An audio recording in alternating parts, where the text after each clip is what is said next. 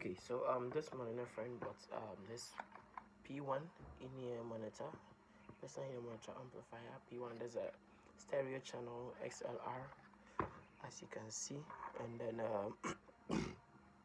it uses a DC in, a 9 volts DC in, and then as well it also has this 9 volts battery terminal.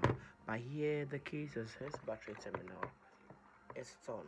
Alright, so either I open it and then solder it from the core, or I just join the cable. But my other cable is long, so I'm going to open it and then solder it from below.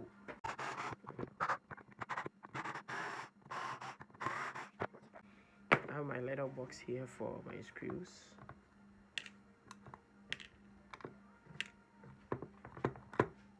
Alright, so I take out this battery terminal pack, and one day I'm going to do a review of the internals of the P2. Okay, so this cable goes straight to the board. So I'm not going to desolder it because I'm out of time. Alright, so I'm just going to cut it and then join it with the other end. Okay, so this is the new terminal, and this is it has a plastic casing, alright, which is much long lasting than this this rubber casing originally came with. I got my scissors, cut this off, and then cut this one too off. Okay, alright, so I got a cut then.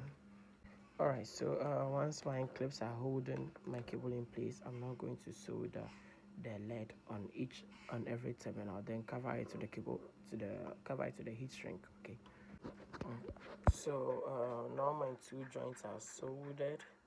I just have to cover it to the heat shrink and then melt the shit off. Oh, sorry, so the heat from the soldering iron shrinks it up.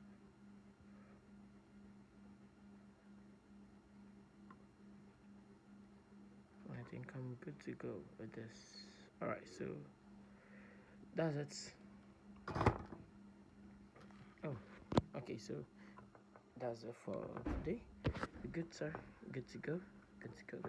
Alright, so cleaning it up a little bit. A rag I have my head around. So yes, so that side is gone. Alright, so let me just put this back.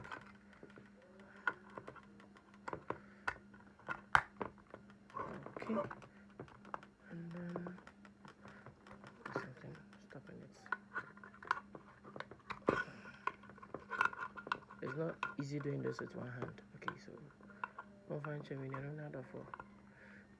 alright, so I think this is seated well. No, it's not seated well. This shit ain't easy. So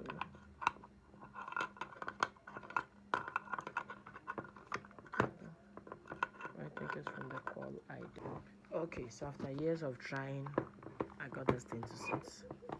Okay, I got it to no.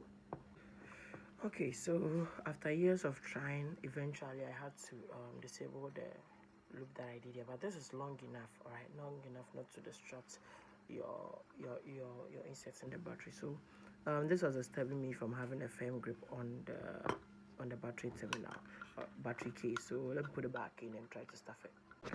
Okay, so after 2 years of trying to fit it, I got it sitting. Yes, I got it sitting. So right now it's sitting. I just put the cover back on and then screw everything together. So let me start by screwing everything together.